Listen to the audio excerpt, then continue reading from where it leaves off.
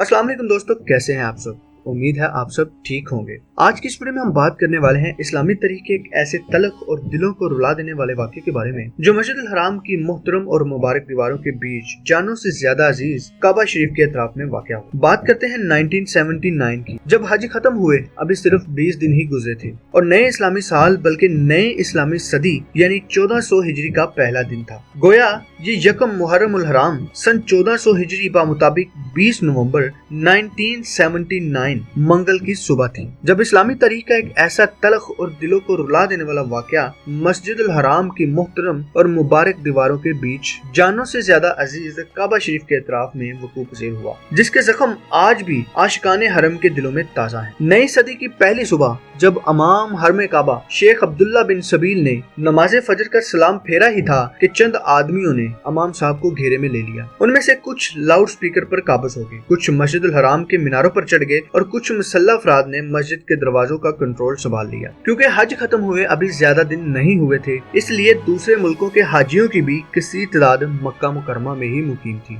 जिसकी वजह से जब ये दिलसोज हमला उम्मत मुसलमान के दिलों पर किया गया तो उस वक्त हरम शरीफ में 1 लाख के करीब नमाजी मौजूद थे। उन हमला आवरों का सरगना जिमान बिन सैफ लुतबा था और उसका ताल्लुक सऊदी अरब के इलाके नजद के एक ताकतवर घराने से था। उसका दस्ते रास्त 27 साला मोहम्मद बिन अब्दुल्ला कहतानी था, जिसने मक्का यूनिवर्सिटी में इस्लामी कानून की 4 साल तालीम हासिल की थी। कहा जाता है कि ये हमला आवरों का सरगना जिमान बिन सैफ लुतबा ने उसे अपना बहनोई बना रखा था। उन लोगों ने बड़ी बारीक बीनी से प्लानिंग करके जनाजों का बहरूप बनाकर ताबूतों के जरिए असला की बड़ी मिकदार हरम पाक के तय खानों में जमा कर ली थी। असले के साथ खुश्क खजूरों और दीगर अशिया का भी अच्छा खासा जखीरा तय खानों में छुपा दिया गया था, मगर साजिश गहरी थी, इसलिए किसी को उसका शक न हुआ और किसी के गुमान में भी ये ना था कि इस मुतबरक मुकाम पर कोई ग्रोह इतनी नापाक साजिश का तस्वर भी कर सकता है। दिलों को चीर देने वाली सुबह जब इमाम हरम काबा शेख अब्दुल्ला बिन सबील को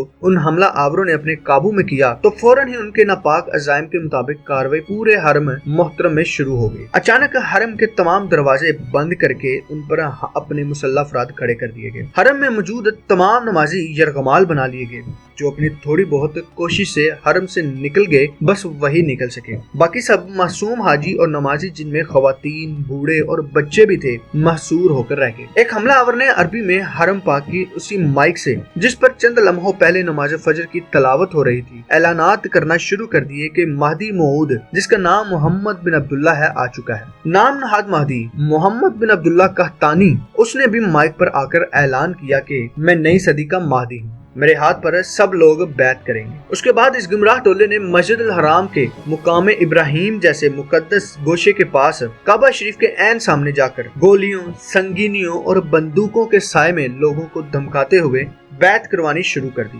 मुहासिर के फौरन बाद वजारत दाखिला के तकरीबन 100 अहलकारों ने दोबारा हरम मक्का पर कंट्रोल हासिल करने की कोशिश की, लेकिन मुर्तदीन हमला आवरों ने उन फौजियों की कोशिश नाकाम बना दी। इस कोशिश में बहुत सा जानी नुकसान भी हुआ। उसके बाद सऊदी फौज और सऊदी नेशनल गार्ड्स ने भी हरम पाक को नापाक लोगों से आजाद कराने की कोशिश की गई, जो ज्यादा कारगर साबित न हुई। शाम होते होते पूरे मक्का मुकरमा को रहायशियों से खाली करा लिया गया। सऊदी फरमारवा शाह खालिद ने 32 उलमा पर मुश्तमिल सुप्रीम काउंसिल का इजलास फौरी तौर पर तलब कर लिया। उलमा कराम ने कुरान और हदीस की रोशनी में मुतफक्का तौर पर फैसला दिया कि मुसल्लह गुमराह अफराद के खिलाफ कार्रवाई शरीयत के ऐन मुताबिक है। इस फतवे की रोशनी में बैतुल्लाह के तकद्दस की पेश नजर भारी असला इस्तेमाल करने से गुरेज किया गया। बाद सऊदी आर्मी और फ्रेंच आर्मी का हमला आवरों से मुकाबला हुआ, जिनके पास स्नाइपर्स और शार्प शूटर्स थे, और उन्होंने मस्जिद अल हराम में जगह जगह पोजीशन संभाली। 2 दिन तक मुकाबला हुआ, लेकिन सऊदी फौजी हलाकतों के बावजूद सऊदी और फ्रेंच आर्मी कामयाबी हासिल न कर सकी। मस्जिद अल हराम 2 दिनों से अजानों और नमाजों की तकबीर की गूंज से महरूम थी। गोया ना अजानें दी जा रही थी, ना नमाजों का बाकायदा एहतमाम हो पा रहा था, ना तवाफ मुमकिन था। बिलाखिर अल्हम्दुलिल्लाह एक बार फिर पाकिस्तान की पाक फौज को इस्लाम की फौज साबित होने के लिए कार्रवाई करने का मौका दिया गया, जिसने नहायत कम वक्त में ऑपरेशन की मंसूबाबंदी की। पाकिस्तानी कमांडोज ने दहशत गर्दों के स्नाइपर से निपटने के लिए एक अजीब तरकीब इस्तेमाल की और पूरे मस्जिद अल हराम में पानी छोड़ा गया और पूरी मस्जिद की गीली जमीन में करंट दौड़ाने की धमकी दी गई, जिसकी वजह से हमला आवरों के शार्प शूटर्स और स्नाइपर्स कुछ देर के लिए गैर मौसर हो गए। पाक फौज ने गैर मामूली सरहद से तमाम हमलावरों पर काबू पा लिया। बगैर किसी जानी नुकसान के सब हमलावरों को फौरी तौर पर गिरफ्तार कर लिया। तमाम यरगमालियों को रहाई दिलाई गई। इसी तरह अल्लाह ताला ने ये अजीम सादत पाकिस्तान को अता की। अल्लाह ताला हमारे इन रूहानी मराकज